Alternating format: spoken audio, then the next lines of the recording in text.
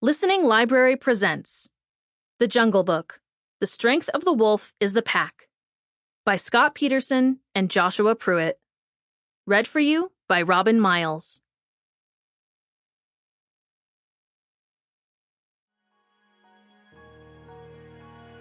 For Katie and Zach, of all the stories in the jungle, yours will always be my favorite. JP. For my parents, who always believed I could. SP. Like the creeper that girdles the tree trunk, the law runneth over and back. For the strength of the pack is the wolf, and the strength of the wolf is the pack. Prologue. The tiger could already taste the boy. He burned his way through the jungle, bright hide lighting the brush with flickers of black and orange as he cut through the night. There was no real fire, no spark of man's red flower, not yet. But the fury in his belly could have raised the world. Only one thing could sate his hunger. The tiger ran on, up and over the trees' great feet that curled their toes into the cold earth. Past the vines that coiled like snakes at his heels he ran. He thought of his prey with sinister delight. He wanted his prey to be strong, to have fight in it. Easy would be an insult. Easy was not the tiger way. Tigers have few tales. Some say tigers don't have time for stories.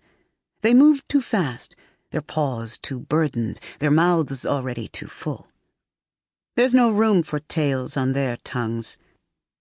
But every tiger has one tale, the tale of the hunt. The hunt that lasts a lifetime. The kill that writes the hunter's story in fear and blood. The tiger was telling his story now. With every leap and bound and stretch of his great shoulders he told his story. He smiled as he ran, white teeth like shards of moonlight filling his mouth. Shere Khan hunted the man-cub. The chase. The man-cub ran. He scuttled over the jungle's back, grabbing branch and boulder and hurling himself forward, moving so quickly he was closer to falling, always just catching himself with his next footfall. Mowgli picked up his pace, barely breathing, his body like the river, moving, bending, twisting, but never breaking, surging between trees and over earth, rushing from one moment into the next. He pushed himself faster and faster, the leaves whipping at his face and arms. The boy was 12, or as close to that as anyone could figure, and his body was lean and muscled, brown as the bark of the banyan tree, and hairless as the crocodile, save for a tuft of unruly black hair atop his head. He had lived in the jungle all his life, and it showed as he moved like a native animal through the trees. He leapt and tucked his body, flipping onto a high branch, then heard sudden movement behind him. Instinctively, he leapt off the edge of a great, thick tree branch and vaulted from the jungle canopy. Mowgli landed in the midst of a pack of young wolves and moved on all fours as the others did.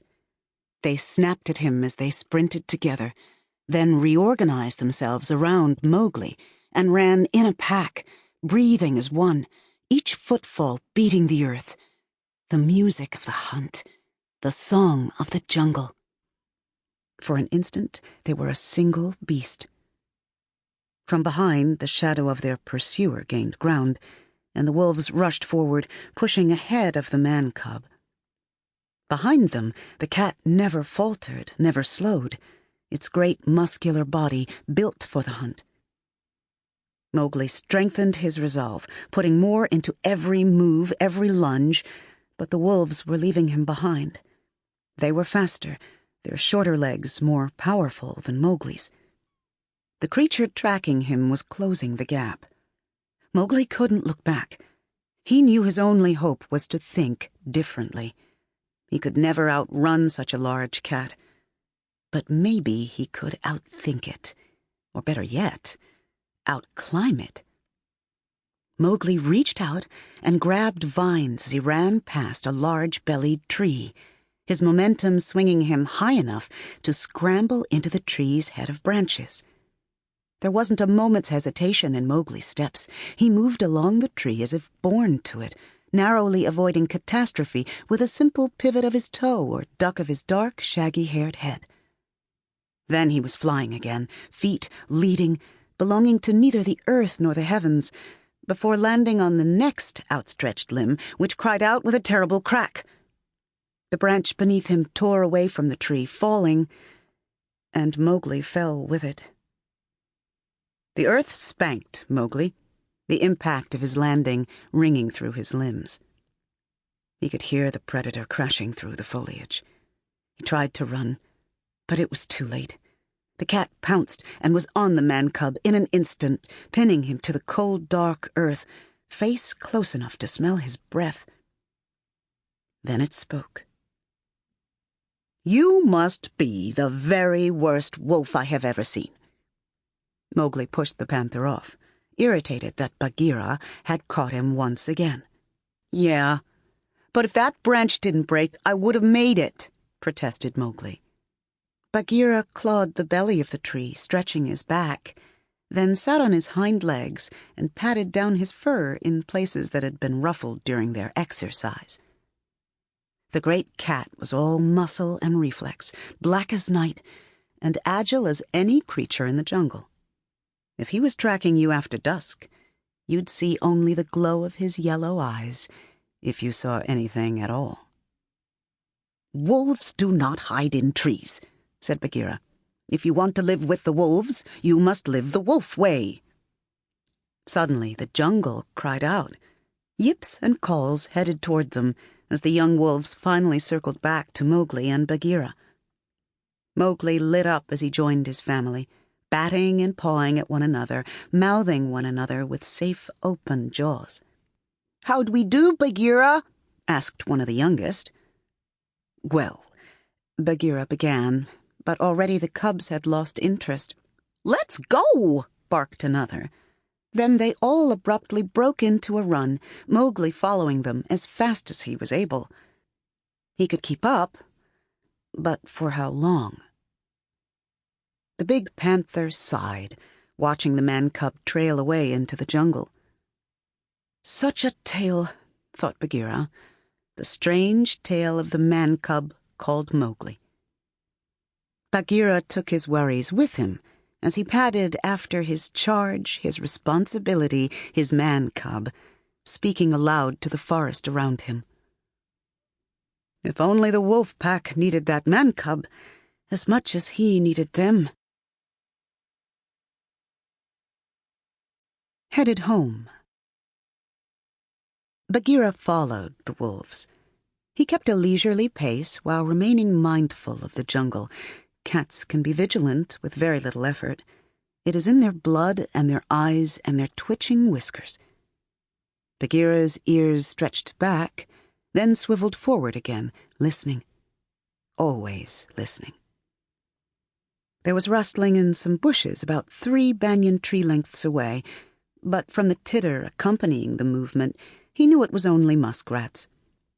Behind him, rhinos grazed, their signature sniffles and snuffs and sneezes rising in the midday air. To his left, he heard birds building nests, another positive sign. Birds knew trouble on the wind, even before big cats, and the sounds of their normal routine gave Bagheera comfort. Several paces ahead, Mowgli, full of youthful energy and vigor, bounced his way home through the jungle. The man-cub loved the jungle, and always had. Bagheera had fond memories of Mowgli's toddler days, when the bold young man-cub's fearless romps often forced the panther to tackle and hold down the wild child to protect him from himself. But it was much harder for Bagheera to get his paws around him these days. They grow up so fast, the panther thought. "Wolves do not hide in trees," repeated Bagheera. Sample complete. Ready to continue?